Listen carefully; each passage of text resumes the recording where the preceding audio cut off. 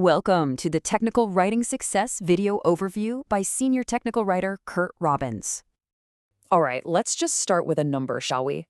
440,000 Australian dollars. That's a pretty hefty sum, right? Well, that was the price tag on a big government contract given to the consulting giant Deloitte, and it's also the beginning of a really fascinating and, frankly, cautionary tale about what happens when artificial intelligence and human responsibility collide. So, for almost $500,000, Australia's Department of Employment and Workplace Relations tasks Deloitte with a super important job. They needed them to review the IT system that manages the country's public welfare program, a system that could automatically slap penalties on job seekers. I mean, think about that. The mission was to audit an automated system that directly impacts people's lives. This was serious, high-stakes work that needed to be absolutely spot on. And to help write their big report, they decided to use a powerful new tool, generative AI. And that's where the trouble started. This whole situation brings us face to face with a major and kind of sneaky flaw that exists in these large language models. It's something we call a hallucination.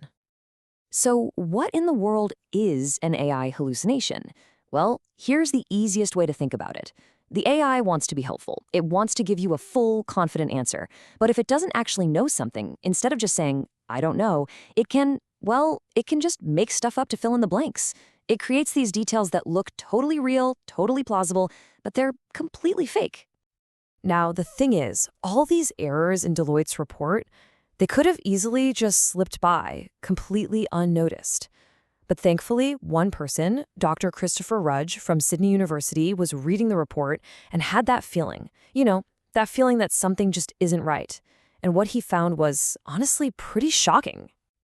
This report was just filled with ghosts. The AI literally invented quotes and then put them in the mouth of a real federal court judge. It cited academic papers that were never published and books that were never written. It even got the facts wrong on actual court cases. This wasn't just a few typos. We're talking about fabricated evidence in an official government document.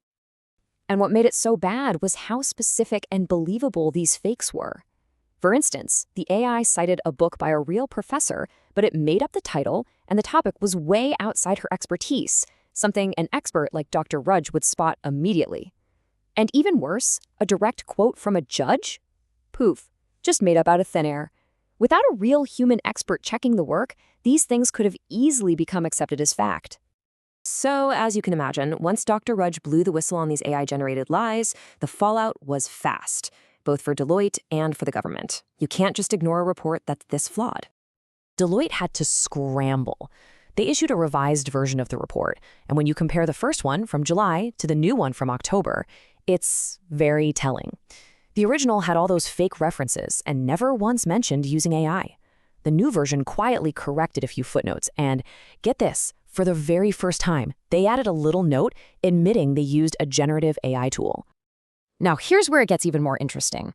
Despite the report containing made-up information, both Deloitte and the government department stood by it. They basically said that the substance of the report, the main takeaways and recommendations, was still solid. They argued that the faulty citations didn't change the big picture. But the public wasn't really buying that. The criticism was sharp, and Australian Senator Deborah O'Neill delivered this perfect zinger that just captured the whole mess. She said, Deloitte has a human intelligence problem. Ouch. In the end, Deloitte did agree to refund the final payment of their contract. It wasn't a full refund, mind you, but it was a pretty clear signal that the work they handed in was not worth that nearly $500,000 price tag. So, okay, what's the big takeaway from this whole expensive mess? Well, this story gives us a really powerful lesson about the new world we're living in, one where artificial intelligence and our own professional accountability are constantly bumping up against each other. We can really boil this down to 4 simple but absolutely crucial rules. Number 1, verify, don't just trust. The AI is a tool, not a facts checker. Number 2, disclose your tools. Be upfront about using AI. Don't wait until you get caught. 3, and this is a big one, maintain human oversight. A human expert needs to be in the loop. And finally, number 4, own the final product. The AI can't be held accountable for mistakes. You can. And that really leaves us with this final critical question, doesn't it? AI is an amazing tool. It can do incredible things. But at the end of the day, who is responsible? Who is accountable for the final piece of work? The answer, as this whole story shows, has to be the human. To keep learning about crucial topics like this, you should definitely subscribe to the Tech Writing Success newsletter and join the Technical Writing Success group. You can find both of them on LinkedIn, and they're both from Kurt Robbins. Thanks for watching.